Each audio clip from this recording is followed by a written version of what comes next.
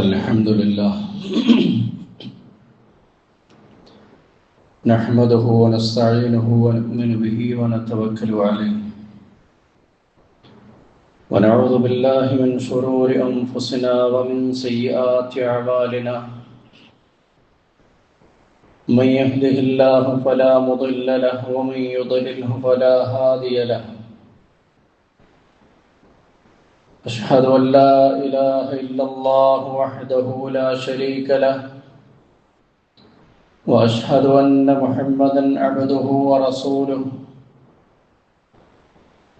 أرسله بالهدى ودين الحق ليظهره على الدين كله ولو كره المشركون اللهم صل على محمد وعلى آل محمد كما صليت على إبراهيم وعلى آل إبراهيم اللهم بارك على محمد وعلى آل محمد كما باركت على إبراهيم وعلى آل إبراهيم إنك حميد مجيد أما بعد فإن خير الكلام كلام الله وخير الحديث محمد صلى الله عليه وسلم وشر الأمور محدثاتها وكل محدثة بدعة وكل بدعة ضلالة وكل ضلالة في النار أعوذ بالله من الشيطان الرجيم يا أيها الذين آمنوا اتقوا الله حق تقاته ولا تموتن إلا وأنتم مسلمون بسم الله الرحمن الرحيم وقرن في بيوتكن ولا تبرجن تبرج الجاهلية الأولى وأقمنا الصلاة وآتينا الزكاة وأطعنا الله ورسوله إنما يريد الله ليذهب عنكم الرجس أهل البيت ويطهركم تطهيرا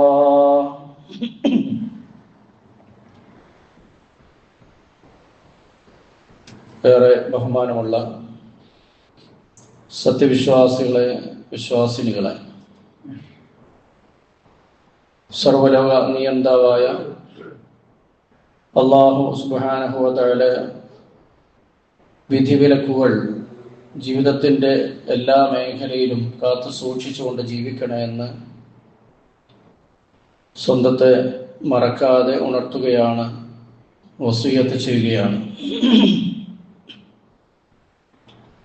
സഹോദരങ്ങളെ, ഏതാനും ദിവസങ്ങൾക്ക് മുൻപ് സമൂഹ മാധ്യമങ്ങളിൽ ഏറെ വിവാദങ്ങൾക്ക് തിരികൊളുത്തിയ ഒരു സംസാരം നമ്മൾ കേൾക്കുകയുണ്ടായി. ഒരു തങ്ങൾ കുടുംബത്തിലെ ഒരു പെൺകുട്ടി ഒരു ഇന്റർവ്യൂവിൻ്റെ ഭാഗമായിക്കൊണ്ട് സ്ത്രീകൾ പള്ളിയിൽ പോകുന്നതുമായി ബന്ധപ്പെട്ട് ചെറുപ്രായത്തിലുള്ള ആ കുട്ടി അത് പഠിച്ച് മനസ്സിലാക്കിയ കാര്യത്തിൻ്റെ അടിസ്ഥാനത്തിൽ അത് വിരോധമില്ലാത്ത കാര്യമാണെന്നും ചില ആളുകൾ അതിൽ അനാവശ്യമായി വിലക്കുകൾ ഏർപ്പെടുത്തിയതാണെന്നും പറയുകയും അതിൻ്റെ അടിസ്ഥാനത്തിൽ സോഷ്യൽ മീഡിയയിൽ അതൊരു വലിയ പ്രശ്നമായി തീർന്ന വിഷയമൊക്കെ നമ്മൾ കേട്ടതാണ്. നമ്മൾ ആ ചർച്ചയുമായി ബന്ധപ്പെട്ടുകൊണ്ടുള്ള ഒരു വിഷയത്തിലല്ല സംസാരിക്കാൻ ഉദ്ദേശിക്കുന്നത്. മറിച്ച് ഒരു മുസ്ലിം സ്ത്രീ അള്ളാഹുവിൻ്റെ ഭവനത്തിൽ പുണ്യം ആഗ്രഹിച്ചുകൊണ്ട് വന്നാൽ അവളെ സംബന്ധിച്ചിടത്തോളം അത് പുണ്യകരമായ ഒരു പ്രവർത്തനമാണോ അല്ലേ എന്നുള്ള കാര്യങ്ങളാണ് യഥാർത്ഥത്തിൽ ഒരു സത്യവിശ്വാസി പരിശോധിക്കേണ്ടത്. നമുക്കറിയാം, മതപരമായ ഒരു വിഷയത്തിൽ ഏതൊരു കാര്യത്തിലാണെങ്കിലും മതപരമായ ഒരു വിധി പറയേണ്ടത് വിശുദ്ധ ഖുർആനിന്റെയും തിരുസുന്നത്തിന്റെയും അടിസ്ഥാനത്തിലാണ്.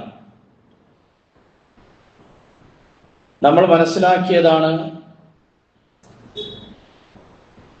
വിശുദ്ധ ഖുർആനിൽ തന്നെ അല്ലാഹു സുബ്ഹാനഹു വ തആല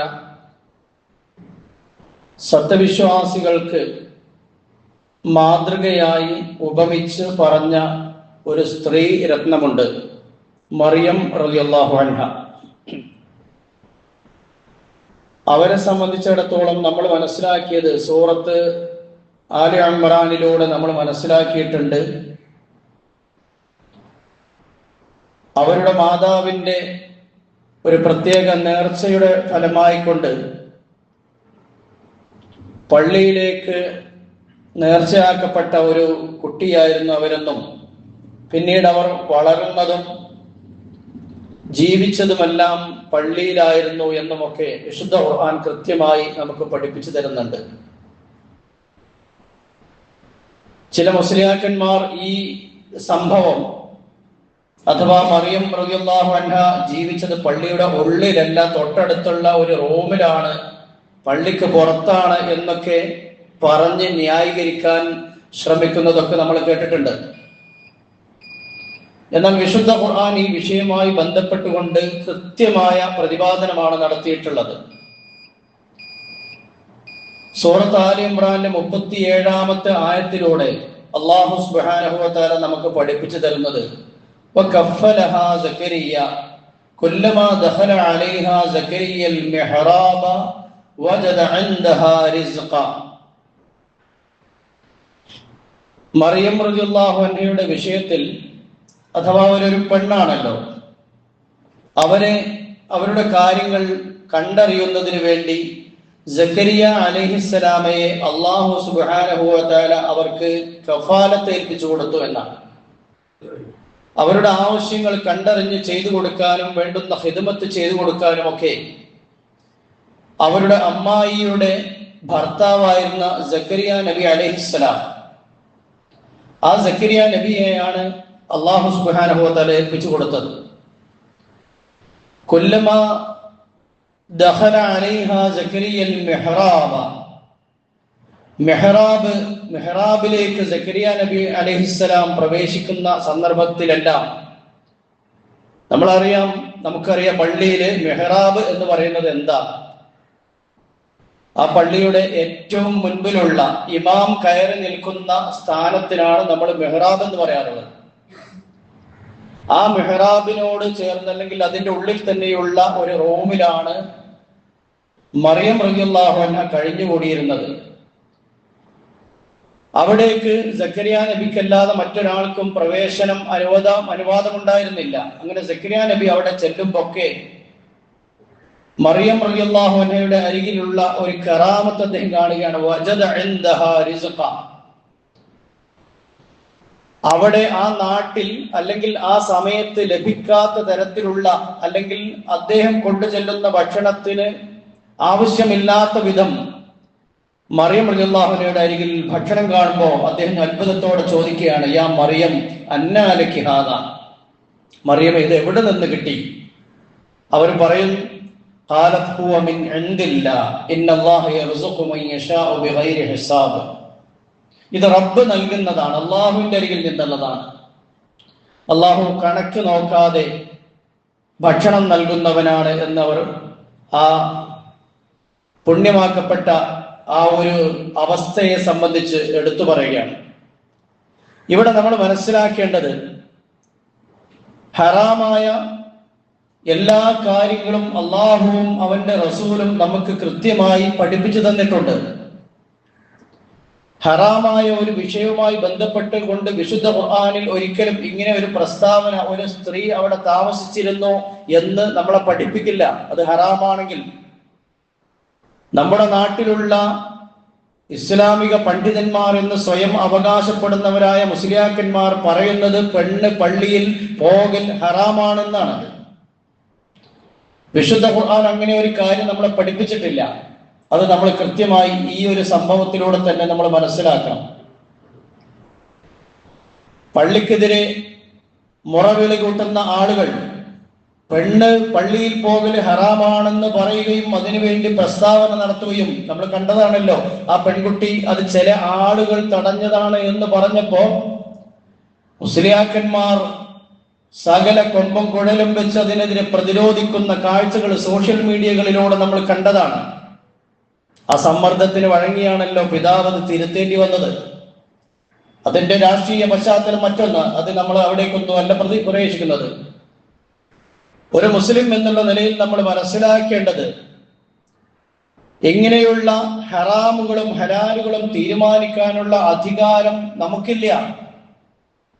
മറിച്ച് കൃത്യമായി അള്ളാഹുവും അവന്റെ റസൂലുമാണത് പഠിപ്പിക്കേണ്ടത്. പള്ളികളിലേക്ക് സ്ത്രീകൾ പോകൽ ഹറാമെന്ന് വാദിക്കുന്ന ആളുകൾ, നമുക്കറിയാം പള്ളിയുടെ മുമ്പിൽ ഒരു കടലക്കച്ചവടം പോലും ഉണ്ടാവില്ല.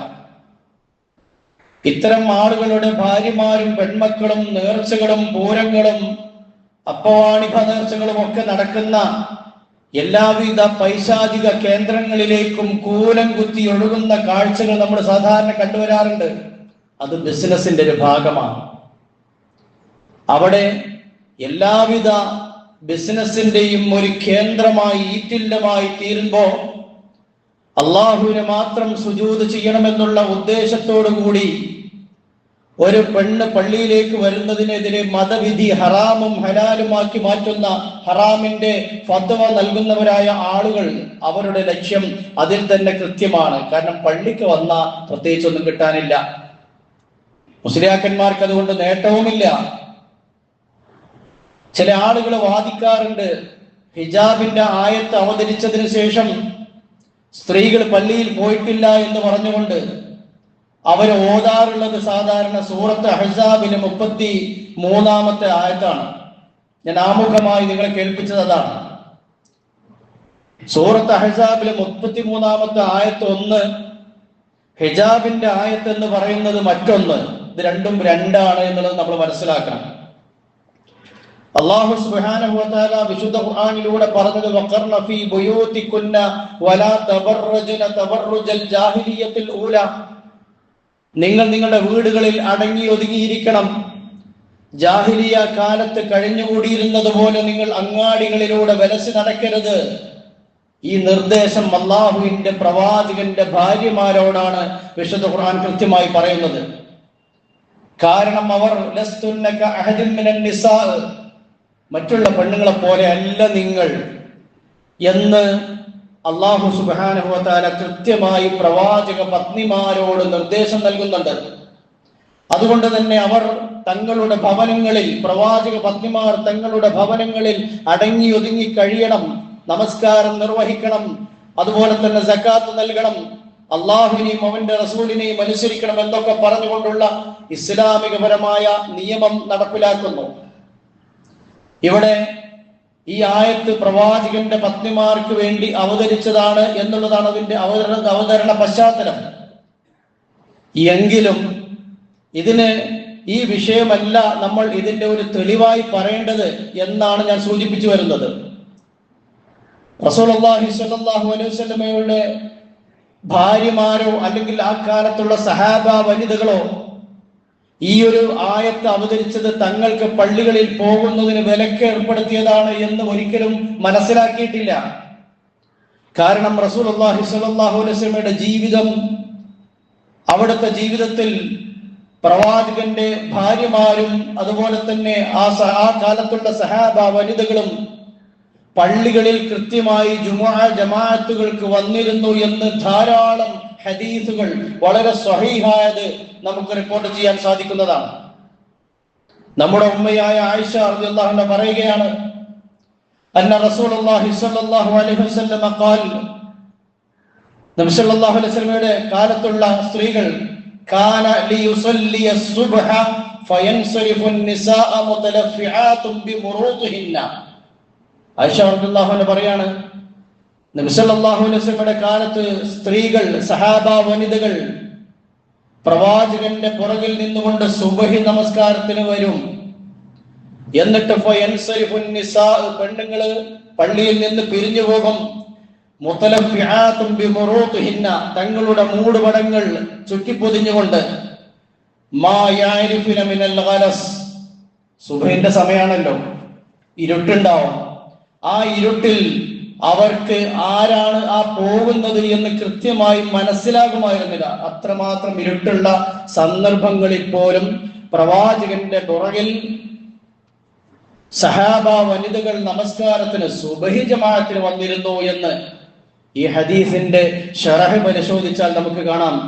നബി സല്ലല്ലാഹു അലൈഹി വസല്ലമയുടെ കാലത്ത് ജുമുഅ ജമാഅത്തുകൾക്ക് സ്ത്രീകൾ പള്ളികളിൽ വന്നിരുന്നു എന്നും തന്നെയുമല്ല, ലാ യൻകിറു ദാലിക ഇല്ലൽ ജാഹിൽ, വിവരം കെട്ടവനല്ലാതെ ഇതിനോട് വെറുപ്പ് കാണിക്കുകയോ അല്ലെങ്കിൽ ഇതിനെ എതിർക്കുകയോ ചെയ്യുകയില്ല എന്ന് പണ്ഡിതന്മാർ വിശദീകരിച്ചതായി കാണാം.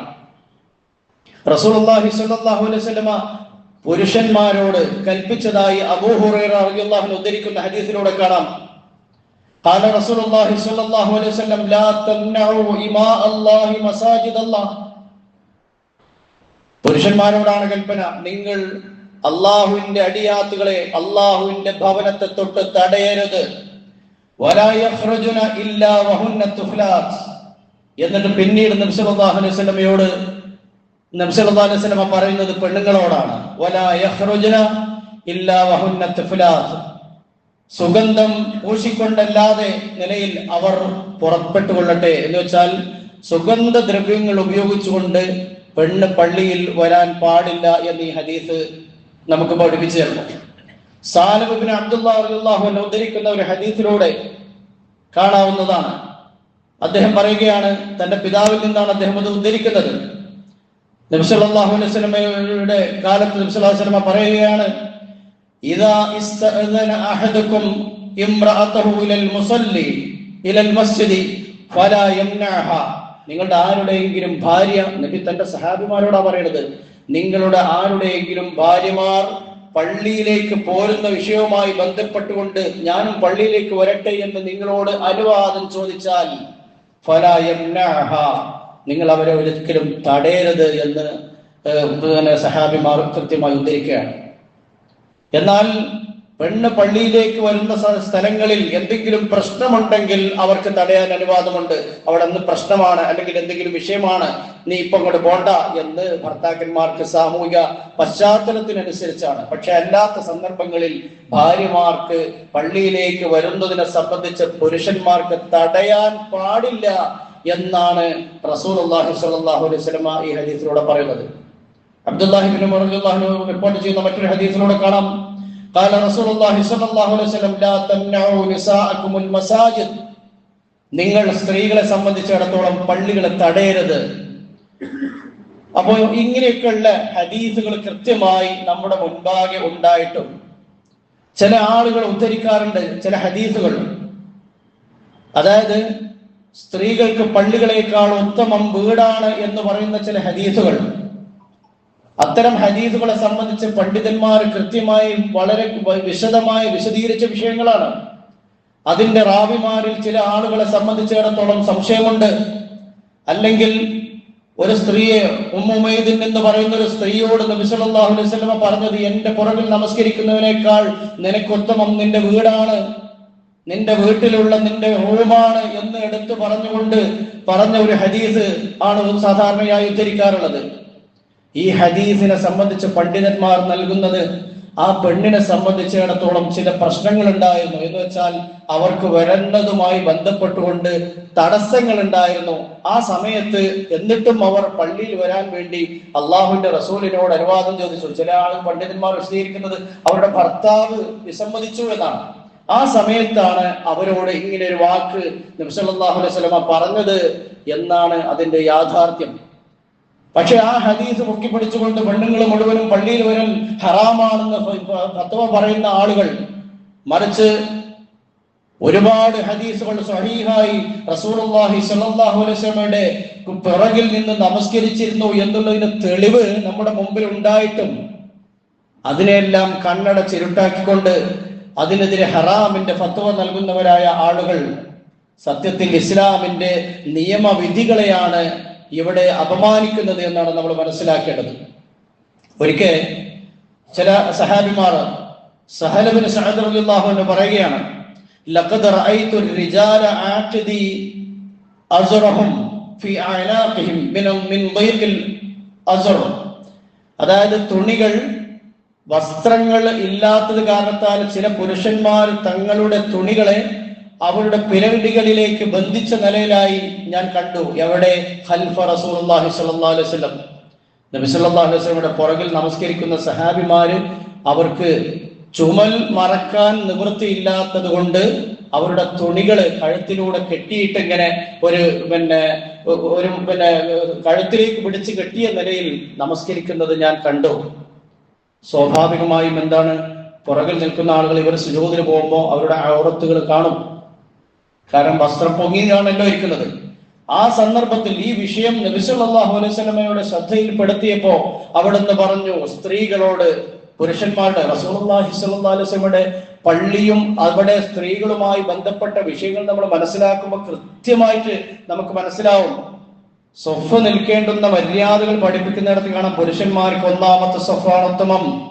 പുരുഷന്മാരുടെ സൊഫുകൾ കഴിഞ്ഞാൽ പിന്നീട് കുട്ടികളുടെ സൊഫിന്റെ പുറകിലാണ് സ്ത്രീകൾ. എല്ലാ ഫിഖ്ഹി ഗ്രന്ഥങ്ങളിലും പഠിപ്പിക്കുന്ന ഒരു കാര്യമാണിത്.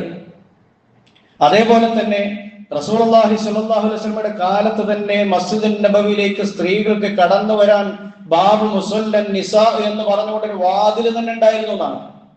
ആ വാതിലൂടെ പെണ്ണുങ്ങളല്ലാതെ മറ്റാരും കടക്കരുത് എന്ന് പറഞ്ഞതിന്റെ അടിസ്ഥാനത്തിൽ അബ്ദുല്ലാഹി ബിൻ ഉമർ റളിയല്ലാഹു അൻഹു മരിക്കുന്നത് വരെ കൂടി കടന്നിട്ടില്ല എന്ന് അദ്ദേഹം പറയാണ്.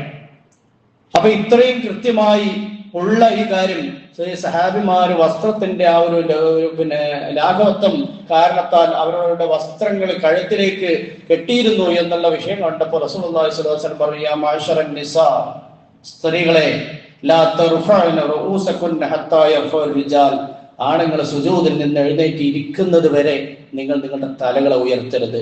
ഇവിടൊക്കെ നമ്മൾ മനസ്സിലാക്കേണ്ട രണ്ട് കാര്യം. ഒന്ന്, പിശാചിന് വരാനുള്ള സകല വഴികളും റസൂലുള്ളാഹി സ്വല്ലല്ലാഹു അലൈഹി വസല്ലം അടച്ചു വെക്കുന്നു. രണ്ട്, പുരുഷന്മാരുടെ പുറകിൽ സ്ത്രീകൾ നമസ്കരിച്ചിരുന്നു.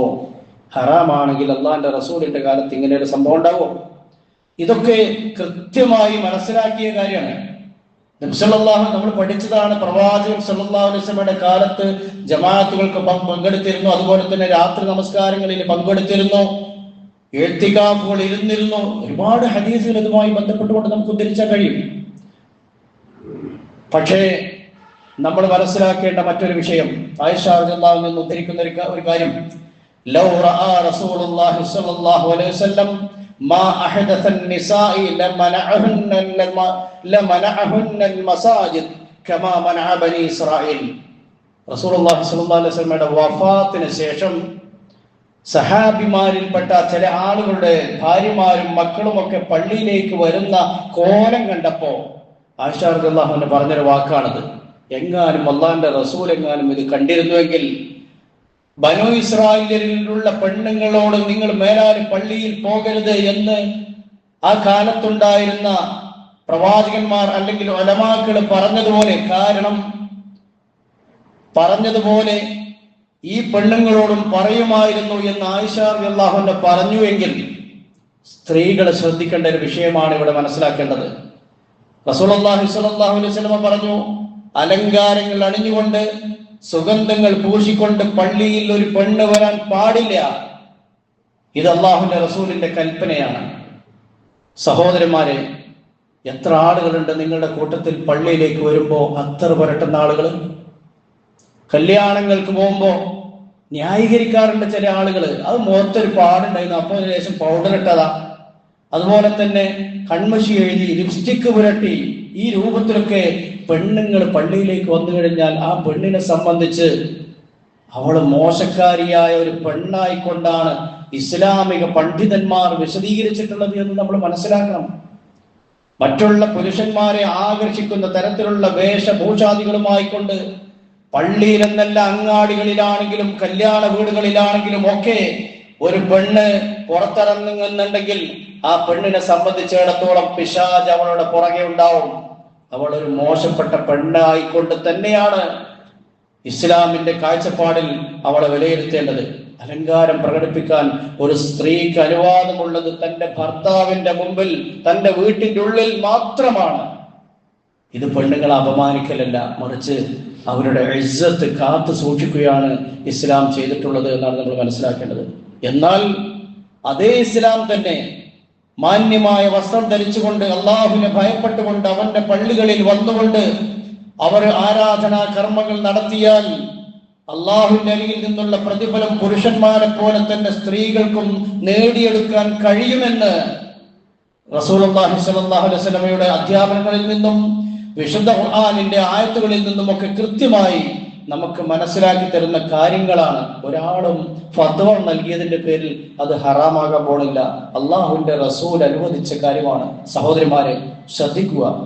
നിങ്ങൾക്ക് കേവലം ഒരു വെള്ളിയാഴ്ച പള്ളികളിൽ വരുന്നത് മാത്രമല്ല, ജുമുഅ ജമാഅത്തുകളിൽ 5 നേരത്തെ ജമാഅത്ത് നമസ്കാരങ്ങളിൽ പള്ളിയിൽ വന്നാലും നിങ്ങൾക്ക് ശാരീരികമായ തടസ്സങ്ങളില്ലാത്ത സമയങ്ങളിലുള്ള വരവിന് അള്ളാഹുവിന്റെ അരികിൽ നിങ്ങൾക്ക് പുരുഷന്മാരെ പോലെ തന്നെ പ്രതിഫലം ലഭിക്കുന്ന കാര്യമാണ്. പക്ഷേ ആണുങ്ങളെ പോലെ നിർബന്ധമില്ല എന്നുള്ളതാണ് ഇസ്ലാം നമുക്ക് നൽകുന്ന ഏറ്റവും വലിയ പാഠം എന്നാണ് ഇതിൽ നമ്മൾ മനസ്സിലാക്കേണ്ടത്. മറിച്ച് ഒരു പെണ്ണ് വരാൻ താല്പര്യം കാണിക്കുന്നുണ്ടെങ്കിൽ പുരുഷൻ അത് തടയാൻ പാടില്ല. കാരണം അവർ അള്ളാഹുവിന്റെ മുമ്പിൽ സുജൂദ് ചെയ്യാൻ വേണ്ടി വരാനാണ് ആവശ്യപ്പെടുന്നത്. അത് തടയാനുള്ള അവകാശം പുരുഷനില്ല എന്നാണ്. ഇനി ഏതെങ്കിലും ഒരു പെണ്ണിനെ തന്റെ ഭർത്താവ് എനിക്ക് ഇഷ്ടമില്ല എന്ന് പറഞ്ഞ് തടഞ്ഞാൽ അവൾക്കോട്ട് വരാനും പാടില്ല. ഇതാണ് ഇതിനെ നമ്മൾ മനസ്സിലാക്കേണ്ടത്. അതുകൊണ്ട് തന്നെ അള്ളാഹുവിന് ഭയപ്പെടുന്ന ഒരു പുരുഷനും അത് തടയില്ല. സമ്മതം ചോദിക്കുകയാണെങ്കിൽ പെണ്ണുങ്ങൾക്ക് വരാം. വന്നു കഴിഞ്ഞാൽ അവർക്ക് ആണുങ്ങളെ പോലെ പ്രതിഫലമുണ്ട്. 27 ഇരട്ടി കൂലി വാങ്ങിയെടുക്കാൻ പറ്റുന്ന ഒരു കാര്യമാണ് എന്നാണ് ഇതിൽ നിന്ന് നമ്മൾ മനസ്സിലാക്കേണ്ടത്. അതുകൊണ്ട് തന്നെ ഇത്തരം ഈ സാമൂഹിക പശ്ചാത്തലങ്ങളൊക്കെ ഉണ്ടാകുമ്പോഴാണ് ഇത്തരം വിഷയങ്ങളൊക്കെ സംബന്ധിച്ച് നമ്മൾ മനസ്സിലാക്കേണ്ടത്. നമ്മുടെ കൂട്ടത്തിലുള്ള ഈ പള്ളിയുമായി ഒരു ബന്ധവും ഇല്ലാത്തവരായ ആളുകൾക്ക് ഇതൊക്കെ പറഞ്ഞു കൊടുക്കണം. നമ്മൾ അതിനുള്ള അറിവ് നമുക്കുണ്ടാവണം. അതുകൊണ്ടാണ് ഈ വിഷയം നിങ്ങളുടെ മുൻപാകെ ശ്രദ്ധയിൽപ്പെടുത്തിയത് എന്നാണ് സാന്ദർഭികമായി സൂചിപ്പിക്കുവാനുള്ളത്. അള്ളാഹുവിന്റെ ദീനിനെ സംബന്ധിച്ച് കൃത്യമായി പഠിച്ച് മനസ്സിലാക്കിക്കൊണ്ട് അത് ജീവിതത്തിൽ ഉൾക്കൊള്ളുന്ന യഥാർത്ഥ വിശ്വാസികളിൽ അള്ളാഹു എന്നെയും നിങ്ങളെയും ഉൾപ്പെടുത്തി അനുഗ്രഹിക്കുമാറാവട്ടെ. أقول قولي هذا أستغفر الله لي ولكم وعن جميع المسلمين واستغفروه إنه هو الغفور الرحيم.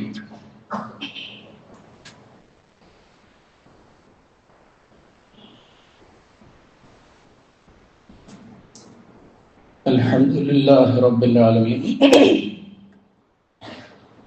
اللهم صل على محمد وعلى آل محمد كما صليت على إبراهيم وعلى آل إبراهيم إنك حميد مجيد. اللهم بارك على محمد وعلى آل محمد كما باركت على إبراهيم وعلى آل إبراهيم إنك حميد مجيد. أما بعد أيها الإخوان أوصيكم ثانيا بتقوى الله. സഹോദരന്മാരെ സഹോദരികളെ, അള്ളാഹുവിനെ സൂക്ഷിച്ചുകൊണ്ട് ജീവിക്കണം എന്നൊരിക്കൽ കൂടെ ഉണർത്തുകയാണ്, വസിയ്യത്ത് ചെയ്യുകയാണ്. സഹോദരങ്ങളെ, നമ്മൾ ഇപ്പോഴുള്ളത് ഡിസംബർ മാസത്തിലാണ്. ഡിസംബർ 25 നമ്മുടെ നാടുകളിലൊക്കെ അല്ല, ലോകാടിസ്ഥാനത്തിൽ തന്നെ മഹാനായ ഈസാ അലൈഹിസ്സലാമിൻ്റെ ജന്മദിനമാണ് എന്നുള്ള നിലയിൽ ആഘോഷിക്കുന്ന ഒരവസ്ഥ ഉണ്ടാവാറുണ്ട്. നമ്മുടെ നാടുകളിലുമൊക്കെ സ്കൂളുകളിലും അതുപോലെ തന്നെ ക്ലബ്ബ് അടിസ്ഥാനത്തിലുമൊക്കെ വ്യത്യസ്ത പരിപാടികളൊക്കെ പലരും സംഘടിപ്പിക്കാറുണ്ട്. ഈ വിഷയത്തിൽ ഒരു സത്യവിശ്വാസി മനസ്സിലാക്കേണ്ടുന്ന ചില കാര്യങ്ങൾ. എന്താണ് യഥാർത്ഥത്തിൽ ക്രിസ്മസ്? ഈസാ നബി അലൈഹിസ്സലാമയുടെ ജന്മദിനമാണ് എന്ന് പറയുന്ന മതവിഭാഗങ്ങൾക്കിടയിൽ അഥവാ ക്രിസ്ത്യാനികൾക്കിടയിൽ തന്നെ ഈ വിഷയത്തിൽ അഭിപ്രായ വ്യത്യാസമുണ്ട്. ആദ്യമായി ക്രിസ്മസ് ആഘോഷം നടന്നത് AD 336 എന്ന് വെച്ചാൽ ഈസാ അലൈഹിസ്സലാം മരണപ്പെട്ട്, AD എന്ന് പറഞ്ഞാൽ ആഫ്റ്റർ ഡെത്ത്, ഈസാ നബി അലൈഹി ഇസ്ലാമയുടെ കാലം കഴിഞ്ഞ് 336 കൊല്ലം കഴിഞ്ഞിട്ടാണ് കോൺസ്റ്റന്റൈൻ ചക്രവർത്തി, അയാൾ ആദ്യം വളരെ മോശകരമായി ജീവിച്ചിരുന്ന ഒരു മനുഷ്യനാണ്, പിന്നീട് ജനങ്ങളുടെ ക്രിസ്തുമസ് മതം സ്വീകരിക്കുകയും അങ്ങനെ ജനങ്ങളുടെ കയ്യടി നേടുന്നതിന് വേണ്ടി ആളുകൾക്കിടയിൽ ഒരു പ്രത്യേകമായ ഒരു ആഘോഷം സംഘടിപ്പിക്കണം എന്നുള്ള ചിന്തയൊക്കെ ഉണ്ടായി. ആ കാലത്ത് ആ നാട്ടുകാരായ ആളുകൾ സൂര്യദേവനെ ആരാധിക്കുന്നവരായ ആളുകളായിരുന്നു. അപ്പോ ക്രിസ്തുമതത്തിന്റെ ആ ഒരു കടന്ന് കയറ്റം, അദ്ദേഹം അന്ന് സൂര്യദേവന്റെ ജന്മദിനം ആയി ആഘോഷിച്ചിരുന്ന ഡിസംബർ 25 എന്നുള്ള ആ ദിവസം യേശുക്രിസ്തുവിന്റെ ജന്മദിനമാണെന്ന് പറഞ്ഞുകൊണ്ട് ഒരു നിയമം പാസാക്കി. അങ്ങനെ ഒരു സുനഹദോസ് അടിസ്ഥാനത്തിലാണ് ഇങ്ങനെ ഒരു തീരുമാനത്തിൽ അവരെത്തിയത്. പക്ഷെ ക്രിസ്ത്യാനികൾക്കിടയിൽ തന്നെ അഭിപ്രായ വ്യത്യാസമുള്ള വിഷയമാണ്. അത് ഒരിക്കലും യേശുക്രിസ്തുവിന്റെ ജന്മദിനമല്ല എന്ന് പറയുന്ന ഒരു വലിയ വിഭാഗം അവർക്കിടയിൽ തന്നെ ഉണ്ട്. ഇവിടെ ഇതൊന്നുമല്ല ഇപ്പൊ നമ്മുടെ പ്രശ്നം. ഒരു മുസ്ലിം എന്നുള്ള നിലയിൽ നമ്മൾ മനസ്സിലാക്കേണ്ടത് ക്രിസ്ത്യാനികളായ ആളുകളുടെ പ്രധാനമായ വിശ്വാസം എന്താണ്? ത്രിത്വമാണ് അവരുടെ മതത്തിന്റെ ഏറ്റവും വലിയ അടിത്തറ. പിതാവ്, പുത്രൻ, പരിശുദ്ധാത്മാവ്. ഇത് മൂന്നും കൂടെ എന്ന് വെച്ചാൽ പിതാവ് എന്ന് പറയുന്നതുകൊണ്ട് ഉദ്ദേശിക്കുന്നത് പരമപ്രധാനമായ ദൈവം. പരിശുദ്ധാത്മാവ് എന്ന് പറയുന്നതിനാൽ ആ ദൈവത്തിന്റെ ആത്മാവ് തന്റെ പുത്രനിൽ അവരോധിച്ചു എന്നുള്ള നിലയിൽ പുത്രൻ. ഇങ്ങനെ അതുപോലെ തന്നെ ആ ആത്മാവിനെ പരിശുദ്ധാത്മാവ് എന്നും അഭിപ്രായം പറയുന്നു. ഇത് മൂന്നും കൂടിയ ഒന്നായ ദൈവമായിക്കൊണ്ട്, ദൈവത്തിന്റെ പ്രതിരൂപമായിക്കൊണ്ട് യേശുക്രിസ്തു അവതരിച്ചു എന്നുള്ള ആ ഒരു വാദമാണ് അവർ നടത്തുന്നത്. ഈ വിഷയം കൃത്യമായി വിശുദ്ധ ഖുർആൻ ഖണ്ഡിക്കുന്നുണ്ട്. ശക്തമായ ഭാഷയിലാണ് ഇങ്ങനെ ദൈവവും പുത്രനും പരിശുദ്ധാത്മാവും എന്നുള്ള ത്രിത്വ സിദ്ധാന്തം പറയുന്നവരായ ആളുകൾക്ക് അല്ലാഹു സുബ്ഹാനഹു വ തആല വേദക്കാരെ വിളിച്ചുകൊണ്ട് പറയുന്നത്, യാ അഹ്ലൽ കിതാബ് ലാ തഗ്ലൂ ഫീ ദീനിക്കും, വേദക്കാരെ നിങ്ങൾ നിങ്ങളുടെ മതത്തിന്റെ വിഷയത്തിൽ അതിരുവിടരുത് കേട്ടോ. അള്ളാഹുവിന്റെ താക്കീതാണ്. വലാ തഖൂലു അലല്ലാഹി ഇല്ലൽ ഹഖ്, അള്ളാഹിനെ കുറിച്ച് ഹക്കല്ലാത്തത് നിങ്ങൾ പറയാൻ പാടില്ല. എന്താണ്? അള്ളാഹുവിനെ സംബന്ധിച്ച് റബ്ബുൽ ആലമീൻ ലൈസ കമിസ്ലിഹി ഷൈഉൻ, അള്ളാഹുവിനെ പോലെ മറ്റൊന്നുമില്ല എന്നുള്ള ആ യഥാർത്ഥ അവരെ പഠിപ്പിക്കപ്പെട്ട വിഷയം, അവരെ അവരുടെ പ്രവാചകന്മാർ അവരുടെ വേദഗ്രന്ഥങ്ങളിലൂടെ പഠിപ്പിക്കപ്പെട്ട വിഷയം ലാ ഇലാഹ ഇല്ലല്ലാഹ് എന്നുള്ള ആ കലിമത്ത് തൗഹീദിന് വിരുദ്ധമായി നിങ്ങൾ അള്ളാഹുവിന്റെ ഒരു പുത്രനെ സ്ഥാപിക്കുക എന്നുള്ള വാക്ക് നിങ്ങൾ പറയരുത്.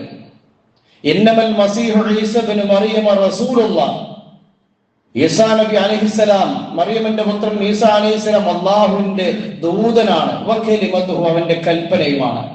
കുൻ എന്നുള്ള അള്ളാഹുവിന്റെ കലിമത്താണ്. അൽഖാഹ ഇലാ മറിയം വറൂഹും മിൻഹു, റബ്ബിന്റെ അരികിൽ നിന്നുള്ള ഒരു റൂഹ് മറിയമിലേക്ക് ഇട്ടുകൊടുത്തതാണ്. ഫആമിനു ബില്ലാഹി വറസൂലിഹി, അതിനാൽ നിങ്ങൾ അള്ളാഹുവിനെയും അവന്റെ ദൂതനായ മറിയം ഈസാ അലൈഹിസ്സലാമയിലും നിങ്ങൾ വിശ്വസിക്കണം. ഇത് അള്ളാഹുവിന്റെ കൽപ്പനയാണ്. വലാ തഖൂലു സലാസ, നിങ്ങൾ ത്രിത്വം എന്നുള്ള വാദം നിങ്ങൾ പറയരുത്. ഇൻതഹു ഖൈറുൽ ലക്കും, മര്യാദക്ക് അത് ഒഴിവാക്കുന്നതാണ് നിങ്ങൾക്ക് നല്ലത് എന്നുള്ളത് അല്ലാഹു സുബ്ഹാനഹു വ തആല താക്കീത് നൽകുകയാണ്. ഇന്നമല്ലാഹു ഇലാഹും വാഹിദ്, നിശ്ചയമായും അല്ലാഹു സുബ്ഹാനഹു വ തആല ഏകനായ ആരാധ്യനാണ്. സുബ്ഹാന, അവൻ പരിശുദ്ധനാണ്. അയ്യകൂന ലഹു വലദൻ, ഒരു സന്താനത്തെ സ്വീകരിക്കുക എന്നുള്ളതിൽ നിന്ന് അവൻ പരിശുദ്ധനാണ്. ലഹു മാ ഫിസ് സമാവാതി വമാ ഫിൽ അർദ്, അല്ലാഹുവിനുള്ളതാണ് ആകാശ ലോകങ്ങളിലുള്ളത് മുഴുവനും റബ്ബിൻ്റെതാണ്. വകഫാ ബില്ലാഹി വകീല, നിങ്ങൾക്ക് ഭരമേൽപ്പിക്കാൻ റബ്ബ് മതി. വളരെ കൃത്യമായ ഒരു താക്കീതാണ് സൂറത്ത് നിസാ 171 ആയത്തിലൂടെ അല്ലാഹു സുബ്ഹാനഹു വ തആല പറയുന്നു. വേറെയും സൂറത്ത് മാഇദയിലെ 73 മുതൽ 75 വരെയുള്ള ആയത്തിലുമായി കൊണ്ട് അല്ലാഹു സുബ്ഹാനഹു വ തആല ഇതേ ആശയം തന്നെയാണ്. അള്ളാഹുവിനെ സംബന്ധിച്ച് ഇല്ലാത്ത കാര്യം പറഞ്ഞുണ്ടാക്കരുത് എന്നുള്ളത്. നാളെ പരലോകത്ത് ഈസാ നബി അലൈഹിസ്സലാമയെ വിചാരണ ചെയ്യുന്ന ഒരു രംഗം അല്ലാഹു സുബ്ഹാനഹു വ തആല വിശുദ്ധ ഖുർആനിലൂടെ പറയുന്നുണ്ട്. وَإِذْ قَالَ اللَّهُ يَا عِيسَى ابْنَ مَرْيَمَ أَأَنْتَ قُلْتَ لِلنَّاسِ اتَّخِذُونِي وَأُمِّي إِلَٰهَيْنِ مِن دُونِ اللَّهِ. വല്ലാത്തൊരു വാക്കാണത്. ഈസ, നീയാണോ ജനങ്ങളോട് പറഞ്ഞത് എന്നെയും എന്റെ മാതാവിനെയും യേശു അള്ളാഹുവിന്റെ മകനാണെന്നും അതുപോലെ തന്നെ മറിയം പുണ്യമാക്കപ്പെട്ടവളാണെന്നും അല്ലെങ്കിൽ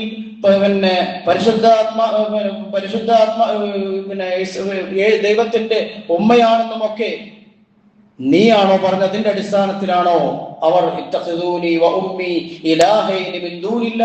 അള്ളാഹ്ക്ക് പുറമെ നിങ്ങളെ വിളിച്ച് പ്രാർത്ഥിച്ചോളി എന്ന് നീ പറഞ്ഞിട്ടുണ്ടോ എന്ന് അള്ളാഹു സുബ്ഹാനഹു വ തആല ഈസാ നബി അലൈഹി സ്വലാമെ ചോദ്യം ചെയ്യുന്ന പരലോകത്ത് വെച്ച് നടക്കുന്ന ഒരു സംഭവം അള്ളാഹു വിശുദ്ധ ഖുർആനിലൂടെ പറയാണ്. ആ സമയത്ത് ഈസാ അലൈഹിസ്സലാം നൽകുന്ന മറുപടി ഖാല സുബ്ഹാനക മാ യകൂനു ലി അൻ അഖൂല മാ ലൈസ ലി ബിഹഖ്. ഹഖല്ലാത്തൊരു കാര്യം പറയാൻ അല്ലാഹുവേ എനിക്ക് എങ്ങനെയാണ് അധികാരമുള്ളത്? നീ പരിശുദ്ധനാണല്ലോ എന്നുള്ളത്. അങ്ങനെ ഞാൻ ഇൻ കുൻതു ഖുൽതുഹു ഫഖദ് അലിംതുഹു, അങ്ങനെ ഞാൻ വല്ലതും പറഞ്ഞിട്ടുണ്ടെങ്കിൽ റബ്ബേ നീ അറിയുമല്ലോ എന്ന് പറഞ്ഞുകൊണ്ട് ഈസാ നബി അലൈഹിസ്സലാം തന്റെ ഭാഗം വളരെ ക്ലിയർ ആക്കുന്ന ഇവിടെ സഹോദരങ്ങളെ നമ്മൾ മനസ്സിലാക്കേണ്ടത് അള്ളാഹുവിന് ഒരു പുത്രനുണ്ട് എന്നുള്ള അതിഗൗരവമേറിയ ശിർക്ക്, ഈ ശിർക്ക് ചെയ്യുന്നവരായ ഒരു ജനവിഭാഗത്തെ സപ്പോർട്ട് ചെയ്തുകൊണ്ട് സത്യവിശ്വാസികളായ ആളുകൾ, ഞാൻ സംസാരിക്കാൻ ഉദ്ദേശിക്കുന്ന പ്രധാന പോയിന്റ് അതാണ്. സത്യവിശ്വാസികളായ ആളുകൾ ക്രിസ്മസ് ആഘോഷങ്ങൾക്ക് മംഗളാശംസകൾ നേരുകയും അതിന് കേക്ക് മുറിക്കാൻ സപ്പോർട്ട് ചെയ്യുകയും അതിനുവേണ്ടി പണപ്പിരിവ് നടത്തുകയും ആഘോഷങ്ങൾ സംഘടിപ്പിക്കുകയും ഒക്കെ ചെയ്യുന്നവരായ ആളുകൾ ഉണ്ടെങ്കിൽ അല്ലാഹു സുബ്ഹാനഹു വ തആല പറഞ്ഞത് തകാദു സ്സമാവാതു യതഫത്തർന മിൻഹു വതൻഷഖുൽ അർളു വതഖിറുൽ ജിബാലു ഹദ്ദാ അൻ ദഅഉ ലിർറഹ്മാനി വലദാ. അല്ലാഹുവിന് ഒരു പുത്രനുണ്ട് എന്ന് സ്ഥാപിച്ചതുപോലെ ആകാശഭൂമികൾ, ആകാശലോകങ്ങൾ മുഴുവനും പൊട്ടിപ്പിളരാറായിട്ടുണ്ട്. ഭൂമി പിളർന്ന് തരിപ്പണമാകുന്ന തരത്തിലുള്ള ഒരു വാക്കാണ് ഈ പറഞ്ഞത്. അതിന് സപ്പോർട്ട് ചെയ്യാൻ എന്റെയും നിങ്ങളുടെയും പോക്കറ്റിലുള്ള പണം ഉപയോഗിച്ചുകൊണ്ട് നമ്മൾ അതിന് കൂട്ടുനിൽക്കുന്നുവെങ്കിൽ, നമ്മുടെ പണം അതിലേക്ക് ചെലവഴിക്കുന്നുവെങ്കിൽ അത്തരക്കാരായ ആളുകൾ മനസ്സിലാക്കി കൊള്ളട്ടെ, റബ്ബിനൊരു സന്താനമുണ്ടെന്നുള്ള ആ ശിർക്കൻ വിശ്വാസത്തെയാണ് അവൻ അതിനെ പിന്താങ്ങുന്നത് എന്നുള്ളത് ഒരു മുസ്ലിമിന് ഒരിക്കലും പാടില്ല. ഇത് ആശംസകൾ അർപ്പിക്കുവാനോ, കാരണം ഒന്ന് ക്രിസ്ത്യാനികൾക്ക് തന്നെ ഉറപ്പില്ലാത്ത ഒരു ക്രിസ്മസ് ആഘോഷം, അത്തരം അനിസ്ലാമികപരമായ പ്രവണതകൾക്ക് ഒരു മുസ്ലിമിന്റെ ഭാഗത്ത് നിന്നും ഒരിക്കലും ഉണ്ടാവരുത് എന്നാണ് ഈ സന്ദർഭത്തിൽ ഇതുമായി ബന്ധപ്പെട്ടുകൊണ്ട് ചുരുങ്ങിയ സൂചനയായിക്കൊണ്ട് പറയുവാനുള്ള വിശാലമായ ഒരു വിഷയമാണ്. പക്ഷെ എങ്കിലും സമയത്തിന്റെ ആ ഒരു പരിമിതി വെച്ചുകൊണ്ട് ഞാൻ കാര്യങ്ങൾ നിങ്ങളെ ശ്രദ്ധയിൽപ്പെടുത്തിയത് മാത്രം. അതുകൊണ്ട് തന്നെ ഇത്തരം ഇസ്ലാമിൽ നിന്ന് പുറത്തു പോകുന്ന, മുർത്തദ്ദായി പോകുന്ന കാര്യമാണ് എന്നുള്ളത് മനസ്സിലാക്കിക്കൊണ്ട് തന്നെ വിശ്വാസികളെ അത്തരം രംഗങ്ങളൊക്കെ നമ്മൾ വളരെ കരുതലോടുകൂടി നമ്മൾ കൈകാര്യം ചെയ്യണമെന്നാണ് ഈ സന്ദർഭത്തിൽ സൂചിപ്പിക്കുവാനുള്ളത്. യഥാർത്ഥ മുവഹ്ഹിദുകളായി ഈ ലോകത്ത് ജീവിക്കുന്ന കാലമത്രയും ജീവിച്ചുകൊണ്ട് ഈമാനോടുകൂടി ലാ ഇലാഹ ഇല്ലല്ലാഹ് എന്ന പരിശുദ്ധ കലിമത്ത് തൗഹീദ് ഉച്ചരിച്ചുകൊണ്ട് മരിക്കുവാനുള്ള സൗഭാഗ്യം എനിക്കും നിങ്ങൾക്കും അല്ലാഹു സുബ്ഹാനഹു വ തആല പ്രദാനം ചെയ്യുമാറാവട്ടെ. മനുഷ്യ സഹജമായി നമ്മിൽ നിന്ന് വന്നുപോയ ചെറുതും വലുതുമായ എല്ലാ തെറ്റുകുറ്റങ്ങളും അല്ലാഹു സുബ്ഹാനഹു വ തആല നമുക്ക് ഇവർക്കും പുറത്ത് മാപ്പാക്കി തരുമാറാവട്ടെ. നന്മകൾ പ്രവർത്തിച്ചുകൊണ്ട് അള്ളാഹുവിന്റെ തൃപ്തിയും സ്വർഗവും നേടുന്ന ഭാഗ്യവാന്മാരിൽ അള്ളാഹു എന്നെയും നിങ്ങളെയും ഉൾപ്പെടുത്തി അനുഗ്രഹിക്കുമാറാവട്ടെ. ഇസ്ലാമിന്റെ ലോകങ്ങളിൽ പ്രയാസപ്പെടുന്നവരായ ആളുകൾക്ക് അല്ലാഹു സുബ്ഹാനഹു വ തആല ക്ഷമയും സഹനവും അതുപോലെ തന്നെ ആശ്വാസവും സമാധാനവും എല്ലാം പ്രദാനം ചെയ്യുമാറാവട്ടെ. اللهم اغفر للمؤمنين والمؤمنات والمسلمين والمسلمات الأحياء منهم والأموات إنك مجيب الدعوات ويا قاضي الحاجات. اللهم أجرنا وأجر والدينا من النار. اللهم أجرنا وأجر والدينا من النار. اللهم أجرنا وأجر والدينا من النار. ربنا اصرف عنا عذاب جهنم إن عذابها كان غراما إنها ساءت مستقرا ومقاما. ربنا اغفر لنا ولإخواننا الذين سبقونا بالإيمان ولا تجعل في قلوبنا غلا للذين آمنوا ربنا إنك رؤوف رحيم.